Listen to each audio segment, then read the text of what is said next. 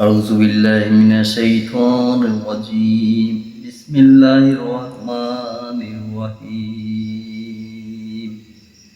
الحمد لله الذي أنزل على عبده الكتاب ولم يجعل له عوجا قيما لينذر بأسا شديدا من لدنه ويبشر المؤمنين الذين يعملون الصالحات أن لهم أجرا حسنا مكثين فيه أبدا وينذر الذين قالوا اتخذ الله ولدا ما لهم به من علم ولا لآبائهم كبرت كلمة تخرج من أفواههم يأكلون إلا كذبا فلعلك بقي نفسك على آثارهم إن لم يؤمنوا بهذا الحديث أسفا إن جعلنا ما على الأرض زينة الله لنبلوهم أيهم أحسن عملا وإن لنا جاعلون ما عليه صعيدا جرزا أم حسبت أن أصحاب الكهف والرقيم كانوا من آياتنا عجبا إذ أوى الفتية إلى الكهف فقالوا ربنا آتنا من لدنك رحمة وهيئ لنا من أمرنا رشدا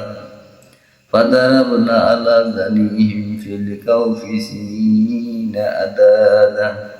ثم بعثناهم لنعلم أي الحزبين وسليم لبث أمدا نحن نقص عليك نبأهم بالحق إنهم فتية آمنوا بربهم وزدناهم هدى وربطنا على قلوبهم إذ قاموا فقالوا ربنا رب السماوات والأرض لن ندعو من دونه إلها لقد قلنا إذا شتاتا هؤلاء قوم اتخذوا من دونه آلهة لولا يأتون عليهم بسلطان بين فمن أظلم ممن افترى على الله كذبا وإذ اعتزلتموهم وما يعبدون إلا الله فأووا إلى الكهف ينشر لكم ربكم من رحمته وهيئ لكم من أمركم مرفقا وترى الشمس إذا طلعت تزاور عن كهفهم ذات اليمين وإذا غربت تقرضهم ذات الشمال وهم في فجوة منهم ذلك من آيات الله من يهد الله فهو المهتدي ومن يضلل فلن تجد له أولياء مرشدا وتحسبوهم أيكة وهم ركود ونقلبهم ذات اليمين وذات الشمال وقلبهم بسيط ذراعيه بالواسيد لو اطلعت عليهم لوليت منهم فرارا ولا منيت منهم رعبا وكذلك بعثناهم ليتساءلوا بينهم قال قائل منهم كم لبثتم قالوا لبثنا يوما أو بعض يوم قالوا ربكم أعلم بما لبثتم فابعثوا أحدكم بورقكم هذه إلى المدينة فلينظر أيها أزكى طعاما فليأتيكم برزق منه وليتلطف وليشعرن بكم أحدا إنهم يجهروا عليكم يرجوكم أو يدوكم بملتهم ولن تفلحوا إذا أبدا وكذلك أثرنا عليهم ليعلموا أن وعد الله حق وأن الساعة لا ريب فيها إذ يتنازعون بينهم أمرهم فقالوا بنوا عليهم بنيانا ربهم أعلم بهم قال الذين غلبوا على أمرهم لنتخذن عليهم مسجدا سيقولون ثلاثة ربيعهم كلبهم ويقولون خمسة سادسهم كلبهم رجما بالغيب ويقولون سبعة وثامنهم ثامنهم كلبهم قل ربي أعلم بعدتهم ما يعلمهم إلا قليل فلا تمار فيهم إلا مراء ظهيرا ولا تستفت فيهم منهم أحدا ولا تقولن لشيء إني فاعل ذلك غدا إلا أن يشاء الله واذكر ربك إذا نسيت وقل عسى أن يهديني ربي لأقرب من هذا رشدا ولبثوا في كهفهم 300 سنين وازدادوا تسعا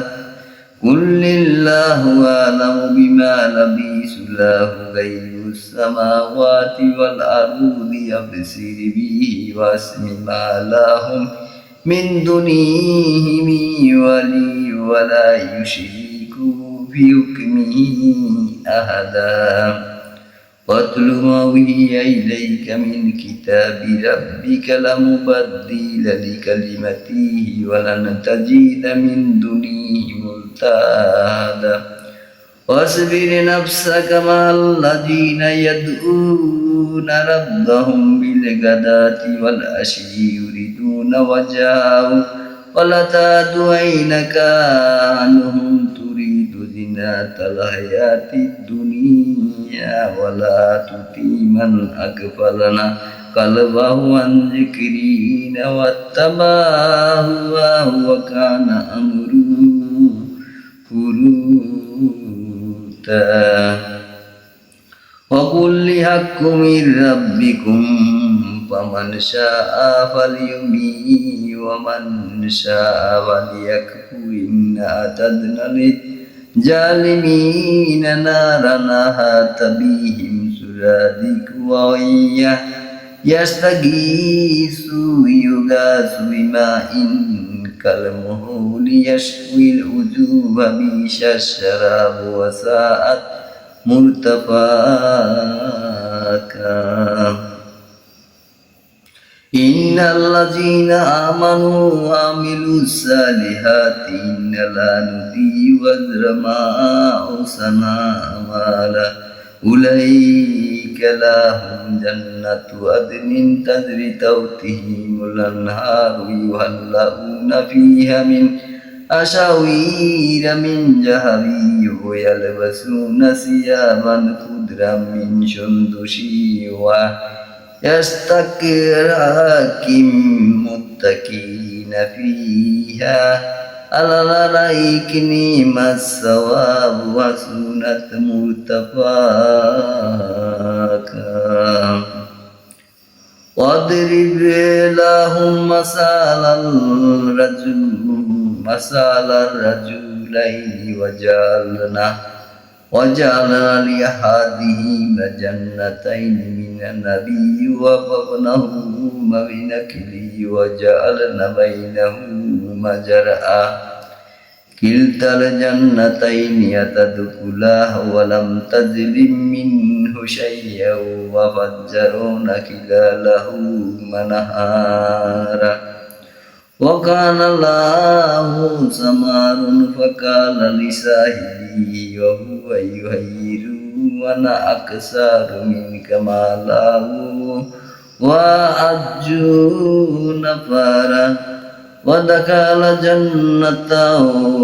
وقلت ما شاء الله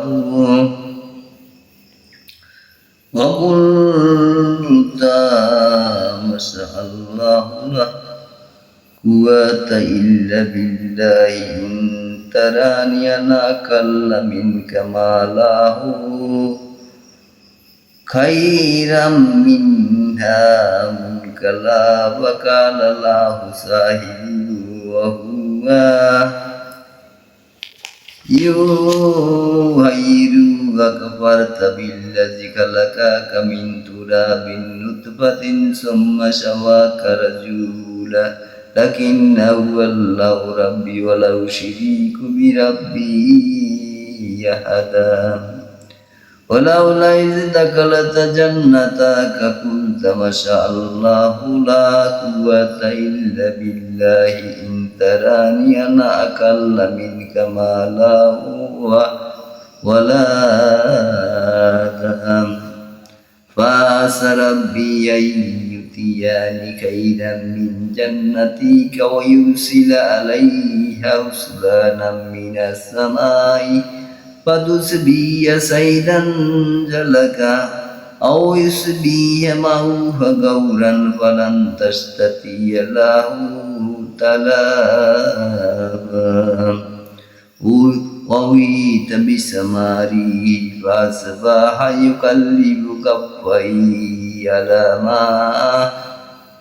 ما أنفق فيه وهي قرية على عروشها ويقول يا ليتني لم أشرك بربي أحدا ولم تكن له فئة ينصرونه من دون الله وما كان منتصرا هنالك الولاية لله الحق هو خير ثوابا وخير أجرا واضرب لهم مثل الحياة الدنيا كماء أنزلناه من السماء فاختلط به نبات الأرض فأصبح هشيما تذروه الرياح وكان الله على كل شيء مقتدرا المال والبنون زينة الحياة الدنيا والبقيات الصالحات خير عند ربك ثوابا وخير أملا يوم نسير الجبال وترى الأرض بارزة وحشرناهم فلم نغادر منهم أحدا وأريد على ربك صفا لقد جئتمونا كما خلقناكم أول مرة بل زعمتم أن لن نجعل لكم موعدا وأوتي الكتاب فترى المجرمين مشفقين مما فيه ويقولون يا ويلتنا ما لهذا الكتاب لا يغادر صغيرة ولا كبيرة إلا وحصاها ووجدوا ما عملوا حضيرا ولا يظلم ربك أحدا وإذ قلنا للملائكة اسجدوا لآدم فسجدوا إلا إبليس كان من الجن ففسق عن أمر ربه فاتخذونه وذريته أولياء من دوني وهم لكم عدو بشأن الظالمين بدانا ما شتوهم خلق السماوات والأرض ولا خلق أنفسهم وما كنت متخذ المضلين عضدا ويوم يقول نادوا شركائي الذين زعمتم قد فدعوهم فلم يستجيبوا لهم وجعلنا بينهم موبقا ورأى المجرمون النار فظنوا أنهم واقعوها ولم يجدوا عنها مصرفا ولقد صرفنا في هذا القرآن للناس من كل مثل وكان الإنسان أكثر شيء جدلا وما مانع الناس أن يؤمنوا إذ جاءهم الهدى ويستغفروا ربهم إلا أن تأتيهم سنة الأولين أو يأتيهم العذاب قبولا وما نرسل المرسلين إلا مبشرين ومنذرين ويجادل الذين كفروا بالباطل ليدحضوا به الحق واتخذوا آياتي وما أنذروا هزوا ومن أظلم ممن ذكر بآيات ربه فأراد عنها ونسي ما قدمت يداه إنا جعلنا على قلوبهم أكنة أن يفقهوا وفي أذانهم وقرا وإن تدعوهم إلى الهدى فلن يهتدوا إذا أبدا وربك الغفور ذو الرحمة لا يواكجوهم بما كسبوا لا أجل لهم العذاب والله موعد لا يزيد من دونه موئلا وتلك القرى أهلكناهم لما ظلموا وجعلنا لمالكهم موعدا وإذ قال موسى لفتاه لا أبرح حتى أبلغ مجمع البحرين أو أمضي حقبا فلما بلغ مجمع بينهما نسيا حوتهما فاتخذ سبيله في البحر سرابا فلما جاوزا قال لفتاه آتينا غداءنا لقد لقينا من سفرنا هذا نصابا قال أرأيت إذا أوينا إلى السكرة فإني نسيت الحوت وما أنسانيه إلا الشيطان أن أذكره واتخذ سبيله في البحر عجبا كلا ذلك ما كنا نبغي فارتد على أثرهما قصصا فوجد عبدا من عبادنا آتيناه رحمة من عندنا وعلمناه من لدنا علما قال له موسى هل تتبعوك على أن تعلمني مما علمت رشدا قال إنك لن تستطيع معي صبرا وكيف تصبر على ما لم تحط به خبرا قال ستجدني إن شاء الله صبيرا ولا سيلك أمرا قال فاتبعتني فلا تسألوني عن شيء حتى أحدث لك منه ذكرا فانطلقا حتى إذا ركب في السفينة خرقها قال خرقتها لتغرق أهلها لقد جئت شيئا إمرا قال ألم أقل إنك لن تستطيع معي صبرا قال لا تؤاخذني بما نسيت ولا ترهقني من أمري يسرا فانطلقا حتى إذا لقيا غلاما فقتله قال قتلت نفسا زكية بغير نفس لقد جئت شيئا نكرا قال ألم أقل لك إنك لن تستطيع معي صبرا قال إن سألتك عن شيء بعدها فلا تصاحبني قد بلغت من لدني عذرا فانطلقا حتى إذا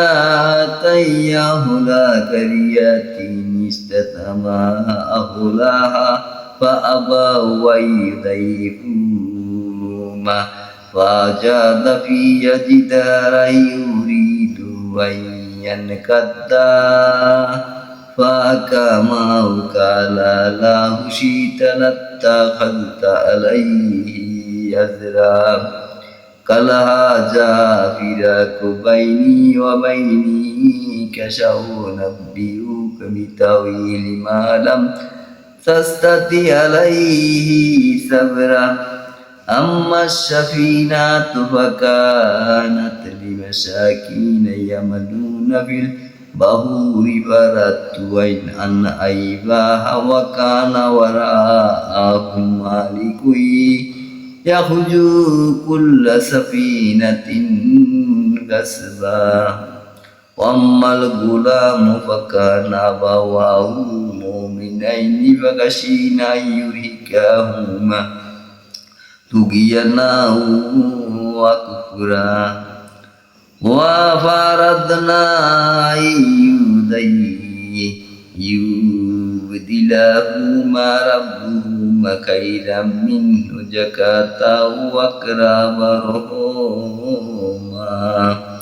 وأما الجدار فكان لغلامين يتيمين في المدينة وكان تحته كنز لهما وكان أبوهما صالحا فأراد ربك أن يبلغا أشدهما ويستخرجا كنزهما رحمة من ربك وما فعلته عن أمر ذلك تأويل ما تستطيع عليه صبرا ويسألونك